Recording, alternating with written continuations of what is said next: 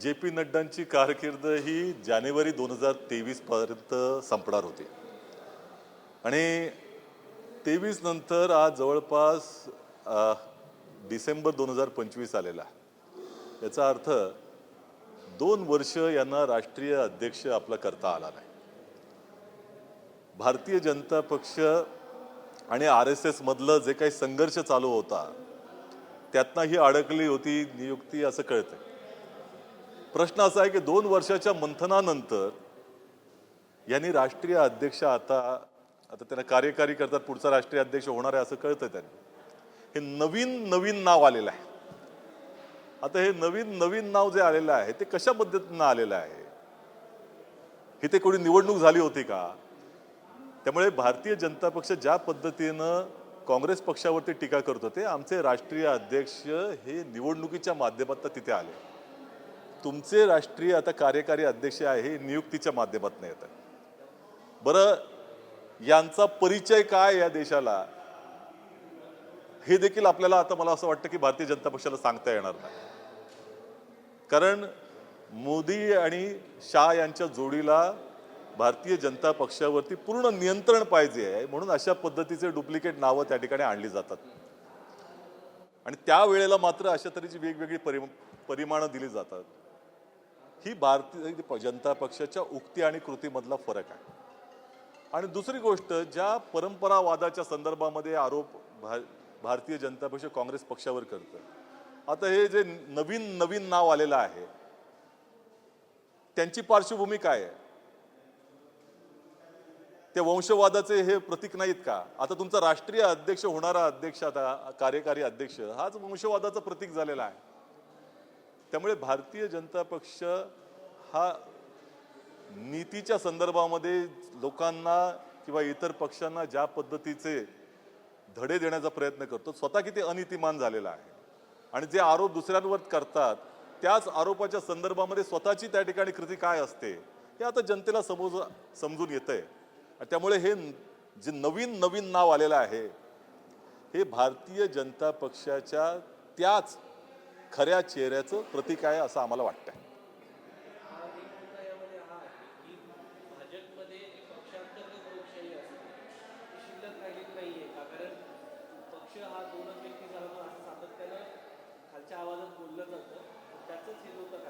नाही, निश्चितपणे म्हणजे त्यांच्याकडे इतके जे नेते मंडळी आहेत, अनेक राजकीय परंपरा त्यांची बरीच वर्षाची राहिलेली आहे.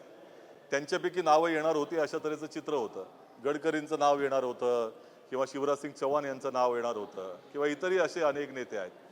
परंतु मोदी आणि शहांना आपला असाच व्यक्ती पाहिजे की जो त्यांच्या पुढे जाता कामा नये. त्यांची जी सत्ता आहे या पक्षावरती, जी काही एक मगरमिठी आहे, त्या मगरमिठी तिथला सुट्टा कामा नये यासाठी अशा तऱ्हेचे डुप्लिकेट नावं त्या ठिकाणी आणली जात आहेत. आणि त्यामुळे मला असं वाटतं की भारतीय जनता पक्षाचे या जे काही नेते आहेत त्यांच्यामध्ये प्रचंड मोठ्या प्रमाणामध्ये घुसमट होते आहे आणि ती घुसमट खऱ्या अर्थानं जर थोडासा वारा घातला तर ती बाहेर देखील पडण्याची शक्यता आहे.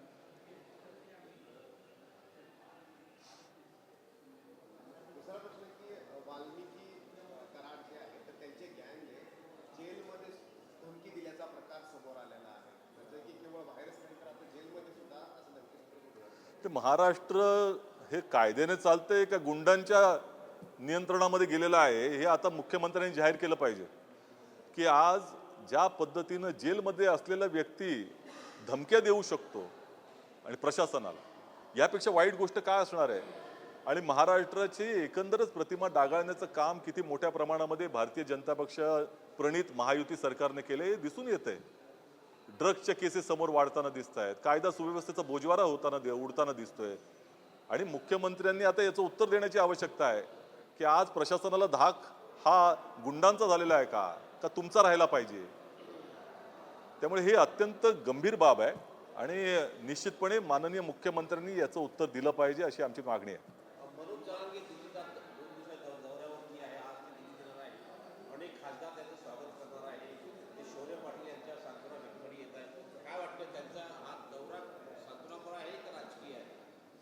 मला असं वाटतं की तो त्यांचा वैयक्तिक प्रश्न आहे.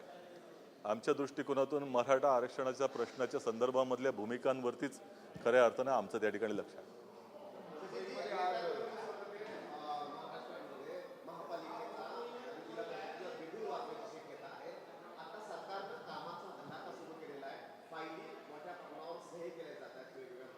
या फायली जनहितासाठी नाही, स्वहितासाठी आहेत. पक्ष निधी गोळा करण्याची ही काही प्रक्रिया सुरू आहे. कारण मी आत्ताच काही दिवसांपूर्वी या संदर्भामध्ये आक्षेप घेतला होता की मुंबई महानगरपालिकेमध्ये हजारो कोटींचे टेंडर आत्ताच्या परिस्थितीमध्ये वाटले जात आहेत. हे का वाटले जात आहेत? गेले 3 वर्ष स्थानिक लोकप्रतिनिधी तिकडे नाही आहेत आणि त्यामुळे 2 महिन्यामध्ये तुम्ही नवीन निवडणुका होऊन नवीन महानगरपालिका येणार आहे आणि प्रत्येक ठिकाणी येणार आहेत. मग आत्ताच तुम्हाला कामाची आठवण का झाली? तुम्ही प्रशासकाच्या माध्यमातून या ठिकाणी संपूर्ण सत्तेवरती नियंत्रण करत आहात आणि तीच पद्धती पुढच्या कालावधीमध्ये तुम्हाला चालू ठेवायची आहे का? लोकप्रतिनिधींचा आदर का ठेवायचा नाही तुम्हाला?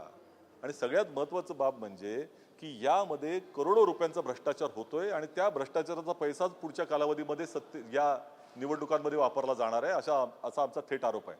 कारण आताच्या ज्या निवडणुका आपण पाहिल्यात, नगर परिषदेच्या नगरपालिकांच्या ज्या झाल्या, त्यामध्ये कशा पद्धतीनं पैसा वाटला गेला हे आपल्या समोर आहे. आणि हे काही आम्हाला सांगण्याची आवश्यकता नाही. भारतीय जनता पक्ष शिवसेनेवरती आणि शिंदे सेनेवरती आणि शिंदे सेना भाजपवरती आरोप करत होते आणि तशाच पद्धतीचा अनितीचा कारभार आता या निवडणुकांमध्ये देखील दिसणार आहे, आम्हाला असं दिसतंय. त्यामुळे हे तात्काळ थांबलं पाहिजे आणि या निश्चितपणे महानगरपालिकेमध्ये आमची सत्ता आली तर आम्ही याची चौकशी लावणार आहोत.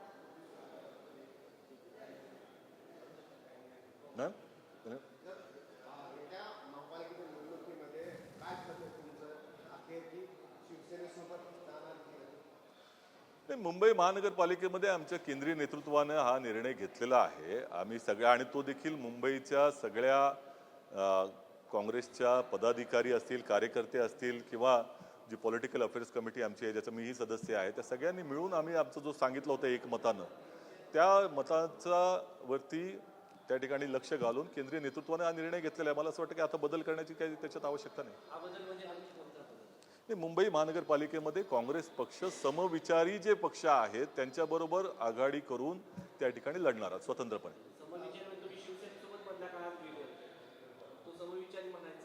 नाही, हे एक लक्षात घ्या, शिवसेना आणि काँग्रेस पक्षामध्ये वैचारिक मतभेद आहेत हे त्याही वेळेला आम्ही सांगितलं होतं. महाविकास आघाडी होण्याची, त्या ठिकाणी आम्ही एकत्र येण्याची पार्श्वभूमी ही महाराष्ट्रामध्ये लोकशाही प्रबळ करण्यासाठी होती. भारतीय जनता पक्षाचं संकट दूर केलं पाहिजे अशा तऱ्हेच्या अपेक्षेनं होती. मुंबई महानगरपालिकेमध्ये आपल्याला पार्श्वभूमी देखील माहिती आहे की काँग्रेस, राष्ट्रवादी काँग्रेस एकत्र असताना देखील आम्ही एकत्र सरकारमध्ये असताना आम्ही वेगवेगळे लढलो. ते स्थानिक नेतृत्वाच्या संदर्भामध्ये ती निर्णय असतो, त्यांनी घ्यायचा असतो निर्णय, आणि स्थानिक पातळीवरती आम्ही हा निर्णय घेतलेला.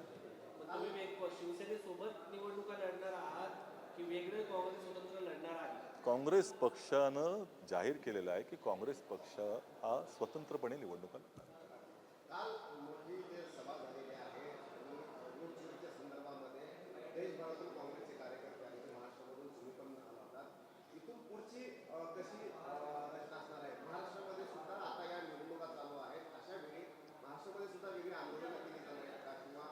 असं आहे की महाराष्ट्राचा हा मूलभूत प्रश्न आहे की जो राहुल गांधीजींनी देशपातळीवरती मांडला. महाराष्ट्रामध्ये विधानसभेच्या निवडणुकीच्या पार्श्वभूमीवरती अनेक प्रश्न निर्माण झाले होते आणि विधानसभेची निवडणुकीमध्ये मोठ्या प्रमाणामध्ये ही वोट चोरी झाली होती, ह्याचे अनेक उदाहरणं आपल्या समोर आलेली आहेत. आणि त्याच्याच पार्श्वभूमीवरती सगळे विरोधी पक्षांनी एकत्र येऊन मतदार यादीमध्ये घोळ आहे हे निवडणूक आयोगाच्या लक्षात आणून देण्याचा प्रयत्न केला. आम्ही आंदोलनं केली, परंतु मतदार यादीमधले घोळ त्या ठिकाणी निस्तरायला निवडणूक आयोग तयार नाही हे दिसून येत आहे. आणि त्यामुळे वोट चोरीचा प्रचंड मोठा मुद्दा हा निश्चितपणे या स्थानिक स्वराज्य संस्थांच्या निवडणुकांमध्ये दिसून येतोय आणि त्याला सतत आम्ही वाचा फोडत राहणार आहोत. हा जनतेचा मुद्दा आहे. मतांचा अधिकार या देशामध्ये संविधानानं प्रत्येक व्यक्तीला दिलेला आहे. हजारो वर्ष या देशाचा जो या व्यक्ती आहे तो प्रजा म्हणून राहिला. संविधानानं देशामधल्या प्रत्येक व्यक्तीला नागरिक बनवलेला आहे आणि त्या नागरिकत्वाचा मूलभूत जो गाभा आहे तो त्याच्या मताचा अधिकार आहे. ते समानतेचा जो दृष्टिकोन त्या मताच्या अधिकारामधनं येतो. त्याच्या व्यक्तित्वाला त्याचं जे काही त्या ठिकाणी महत्त्व आहे त्या व्यक्तित्वाचं ते त्या मतांच्या माध्यमातून येतं. आणि तेच जर चोरीचं झालं असेल तर त्याचं व्यक्तित्वाचं हनन आहे, त्याच्या अधिकारांचं हनन आहे. आणि त्यामुळे लोकांची जनजागृती करणं, लोकांपर्यंत हा मुद्दा पोहोचवणं हा विरोधी पक्षाचा प्रमुख अजेंडा त्या ठिकाणी असणार आहे. काँग्रेस पक्ष त्या माध्यमातून आज रामलीला मैदानमध्ये काल मोठ्या प्रमाणामध्ये जनता एकत्र आली होती आणि त्याला वाचा फोडण्याचं काम आम्ही केलेलं आहे आणि जनतेपर्यंत आम्ही घेऊन जात राहू. काल रामलीला मैदानावरती सगळ्या नेत्यांनी भाषणं झाली. अनेक राज्यांच्या प्रदेशाध्यक्ष असतील किंवा इतर खासदारांची काही काही ठिकाणची भाषणं झाली. मात्र महाराष्ट्रातनं एकाही नेत्याला बोलण्यासाठी संधी दिली गेली नाहीये. या महाराष्ट्राचं उदाहरण वारंवार तुम्ही मतचोरीसाठी देत असता. त्या महाराष्ट्रातील एकाही नेत्याला मंचावरती बोलण्याची संधी काल मिळाली नाही, असं काही नाही आहे. प्रश्न असा आहे की तिथे निवड सगळ्याच राज्यामधल्या लोकांना काही बोलता येईल अशा तऱ्हेची एवढी मोठी सभा त्या ठिकाणी एवढा वेळ नव्हता तिथे आणि त्यामुळे महाराष्ट्राच्या संदर्भामध्ये झालं तर महाराष्ट्राच्या विषयावरती झालेलं. म्हणजे बाबासाहेबांवरती भाषण असेल तर वर्षा गायकवाडला डावललं जातं, दुसरं कोणीतरी त्याच्यावरती बोलतं. तुमच्या पक्षामध्ये अनेक वेळा हे कानावरती येतं. नाही, असं काही नाही. आज महाराष्ट्राचा प्रश्न त्याच्यावरती एका माणसाला वेळ नाही, बाकीच्या सगळ्यांना वेळ आहे. नाही, असं नाही आहे. प्रश्न असा आहे की महाराष्ट्राच्या मुद्द्यावरती खऱ्या अर्थानं ती रामलीला मैदानावरती सभा झालेली आहे. त्याच्यात दुसऱ्या तऱ्हेचं कुठल्याही तरी शंकेला वाव नाही. प्रश्न असा आहे की या संदर्भामध्ये ती 3-4 प्रमुख भाषणं होणार होती आणि ती भाषणं आणि संघटनेचे काही त्या ठिकाणी पदाधिकारी त्यांनी भाषणं केलेली आहेत. त्यामुळे मला असं वाटतं की ह्याला माध्यमांनी वेगळं रंग देण्याची आवश्यकता नाही. काही लोकांचं कडबोळ तयार झालंय आणि ते सातत्यानं त्याच जवळच्या लोकांना संधी देतं. नाही, असं तुमचे खासदार खासगीत बोलतात. आता हे खाजगीत कोण कशा पद्धतीने बोललंय याच्याबद्दल मी काही इथं उत्तर देणार नाही. प्रश्न असा आहे की त्यांची व्यक्तिगत मतं असू शकतात. या ठिकाणी महाराष्ट्राच्या मुद्द्यावरतीच रामलीला मैदानामध्ये जी सभा झाली ती झाली होती आणि त्या संदर्भामध्ये वर्षा गायकवाड जी असतील किंवा इथले खासदार हे वेगवेगळ्या त्या माध्यमातून ते बोलतातच आहेत. संसदेमध्ये बोलत आहेत, संसदेमध्ये आवाज उचलत आहेत. सचिनजी, गिरीश महाजन म्हणतायत की आम्ही सहिष्णू आहोत. याचा अर्थ की काही बोलावं हे खपून घेणार नाही. त्याचे कार्टून बनवले, त्याच्यावर आरोप केले. पण त्याचं म्हणणं आहे की आम्ही झाडं आणून इथं लावणार आहोत, रोपटे आणून लावणार आहोत. भारतीय जनता पक्ष हा सनातन धर्माच्याच विचारधारेच्या विरोधात आहे अशा तऱ्हेचं आमचं ठाम मत आहे. कारण या हिंदू धर्मामध्ये स्वतः वेगवेगळ्या वेदांमध्ये असेल किंवा उपनिषदांमध्ये म्हटलेलं आहे की वृक्षांचं संरक्षण केलं पाहिजे. वृक्षो रक्षती रक्षितः ह्या श्लोकावरती आधारित ही विचारधारा आहे. आणि ज्या पद्धतीनं तुकाराम महाराजांनी सांगितलंय वृक्ष बोलली आम्हा सोयरे वरचरे, त्यामुळे आपल्या वारकरी संप्रदाय असेल किंवा संतांनी देखील हीच त्या ठिकाणी पार्श्वभूमी सांगितलेल्या लोकांना दिशा देण्याचं काम केलेलं आहे की वृक्षांचं संवर्धन करण्याची आवश्यकता आहे, तेच आपलं संरक्षण करतील. आणि ही जी विचारधारा आहे त्याला छेद देण्याचं काम तुम्ही कुंभमेळ्याच्या नावानं करताय, हे कितपत योग्य आहे हा प्रश्न जनतेने विचारू नये का?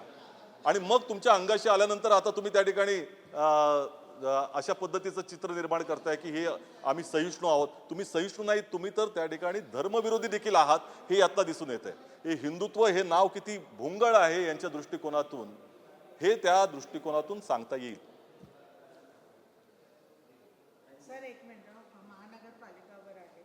मुंबई महापालिका निवडणुकीच्या तोंडावर ठाकरेंनी शिवसेनाला आणि भाजपला मोठा धक्का दिला असं समजून येत आहे. तेजस्वी गोसाळकर जे आहे ते आज भाजपमध्ये प्रवेश करणार आहेत आणि महापालिकावर मागच्या काही महिन्यांपासून आपण बघतोय की लोक सगळ्या आपल्या कम्फर्टसाठी आणि प्रॉफिटसाठी पार्टीज चेंज करतात. असं आहे की आता ते ऑपरेशन कमळ हे आता मित्रपक्षांच्या विरोधामध्येच त्या ठिकाणी सुरू केलेलं आहे भारतीय जनता पक्षाने. त्यामुळे ज्यांच्याबरोबर आता त्यांच्या पाठीमध्ये खंजीर खुपसण्याचं काम केलं जातं हे आपण आता या निवडणुकीच्या पार्श्वभूमीवर पाहतोय. आणि मला असं वाटतं की कुबड्यांची गरज राहिलेली नाही आहे यांना असं दिसतंय. कारण अमित शहानी सांगितलेलं आहे की पुढच्या निवडणुका आम्ही एकटेच लढणार आहोत. त्यामुळे आता या कुबड्यांना स्वतःचं महत्त्व कितपत टिकवायचं आहे तर त्यांचा प्रश्न आहे. तो संघर्ष आपल्यासमोर आहे. हा काही जनतेचा प्रश्न नाही, यांच्यामधलाच चाललेला संघर्ष आहे. परंतु या संघर्षामधनं एकमेकांचे जे कपडे फाडत आहेत त्यातनं एवढं मात्र निश्चितपणे दिसतंय की महाराष्ट्रामध्ये हे कमळ फुलवण्यासाठी किती मोठा भ्रष्टाचाराचा चिखल हा यांनी पसरवण्याचं काम केलेलं आहे. आणि तो भ्रष्टाचार कशा पद्धतीनं या निवडणुकीच्या पार्श्वभूमीवरनं समोर येतो लोकांचेही डोळे उघडत आहेत. ठाकरेच्या गटातून निघाले आहेत तर कुठे त्यांना मोठं नुकसान तर नाही होणार? तुमच्या महाविकास आघाडीला नुकसान? मला असं वाटतं की तो आता ह्या कालावधीमध्ये आपण पाहतोय खऱ्या अर्थानं ज्या पद्धतीनं अभिषेक घोसाळकरांचा मृत्यू झाला होता त्यावेळेची आपण जेव्हा चर्चा पाहिली ती दुर्दैवी होती. त्यामुळे ह्या काही भाग मला असं वाटतं की त्यांचा वैयक्तिक जरी असला तरी त्याला एका दुःखाची किनार आमच्या दृष्टिकोनातून आहे. आज संध्याकाळपासून आचारसंहिता लागणार आहे. 29 महापालिका निवडणूक कार्यक्रम जाहीर होण्याची शक्यता आहे. तुम्ही कसं बघतायत? कारण की जानेवारीच्या दुसऱ्या किंवा तिसऱ्या आठवड्यात मतदान होण्याची शक्यता आहे. महाविकास आघाडीचा कार्यक्रम काय फॉर्म्युला? नाही, या संदर्भामध्ये आम्ही आता निवडणुकाला सामोरं चाललेलोच आहोत. आमची तयारी देखील चालू आहे. या निवडणुकीमध्ये आपण पाहिलं असेल मुंबई महानगरपालिकेचा आम्ही आता जाहीरनामा देखील जनतेसमोर घेऊन चाललोय. वेगवेगळ्या विषयांवरती वायू प्रदूषणावरती आम्ही त्या ठिकाणी स्वतःचा एक जाहीरनामा तयार केला होता. त्यामुळे या निवडणुकांमध्ये खऱ्या अर्थानं स्थानिक प्रश्न, जनतेचे प्रश्न जुळलेले असतात. महानगरपालिका कशासाठी असते? त्यांच्या जीवनमानामध्ये जुळलेल्या विषयांचे असले पाहिजे. भारतीय जनता पक्ष याला हिंदू आणि मुसलमान अशा तऱ्हेचं चित्र निर्माण करण्यासाठी ध्रुवीकरणाच्या अजेंड्याचा घेऊन लोकांसमोर चाललेला आहे. आम्ही विकासाचे मुद्दे, जनतेचे मुद्दे घेऊन चाललेलो आहोत. त्यामुळे या निवडणुकांना सामोरं जाताना विकास जिंकतो का विवाद जिंकतो भाजपने तयार केलेला, हा प्रश्न समोर असणारच आहे. हे अत्यंत गंभीर प्रकरण आहे आणि साताऱ्यामधल्या एका गावामध्ये अशा तऱ्हेची घटना घडते आणि ड्रग्सच्या माध्यमातून पिढी नाचवण्याचं काम होतंय त्या ठिकाणी आणि यामध्ये राजकीय नावं येत आहेत. हे गंभीर आहे. म्हणजे राजकीय आशीर्वादाशिवाय अशा तऱ्हेचं चित्र निर्माण होऊ शकत नाही. तर मग कोणाचा आशीर्वाद आहे तो? कोण आहे त्याच्या पाठीशी? ह्याच्या पुढे त्या ठिकाणी चौकशी होणार की नाही? मुंबईच्या क्राईम ब्रांचला जाऊन तिथे कारवाई करावी लागली. मग तिथे स्थानिक तिथलं जे पोलीस विभाग आहे साताऱ्याचा तो काय करत होता? ह्याची चौकशी होणार आहे की नाही? त्यामुळे मला असं वाटतं की निश्चितपणे याला राजकारणाच्या पलीकडे जाऊन पाहण्याची आवश्यकता आहे. जर कोण त्यांना राजकीय आशीर्वाद देत असेल तर त्या संपूर्ण शक्तीचा त्या ठिकाणी विरोध करण्याची आवश्यकता आहे आणि माननीय मुख्यमंत्र्यांनी आता लक्ष घालावं यावरती, असं आमचं मत आहे त्याच्यावरती. हे महाराष्ट्राची पिढी नाचवण्याचं काम चाललेलं आहे. अलीकडच्या काळामध्ये जे सत्तेचे पक्ष आहेत तेच एकमेकांसोबत लढताना कुठेतरी विरोधी पक्षाची स्पेस ते घेत आहेत का? हा एक मुद्दा आहे. कारण तुम्ही त्याच्यामध्ये, कारण कोकणामध्ये जे घडलं ते सुरुवातीला दोघं एकमेकांशी मांडले, आता एकत्र आले, तर तुमची स्पेस या निमित्ताने घेतली गेली आहे का? असं आहे की ही स्पेस जनतेने ठरवायची असते. जनतेला हे कळत नाही. जनता सुज्ञ आहे असं आमचं मत आहे. जनतेला हे कळत नाही असं नाही.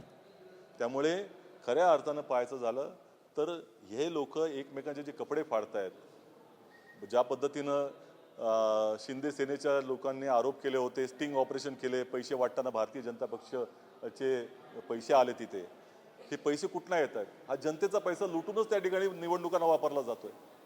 त्यामुळे या निवडणुकीमधनं या दोघांनी ज्या पद्धतीने एकमेकांचे कपडे फाडलेले आहेत त्यातनं यांचं चरित्र समोर आलेलं आहे आणि हे सरकार अनितीच्या मार्गाने चाललेलं आहे, जनहित विरोधी आहे. जनतेचा पैसा कशा पद्धतीने लुबाडला जातोय हे जनतेसमोर आहे. आता जनता ठरवेल ना निवडणुकीमध्ये कशा पद्धतीने त्याचे निर्णय जेव्हा येतील तेव्हा कळेल आपल्याला. धन्यवाद.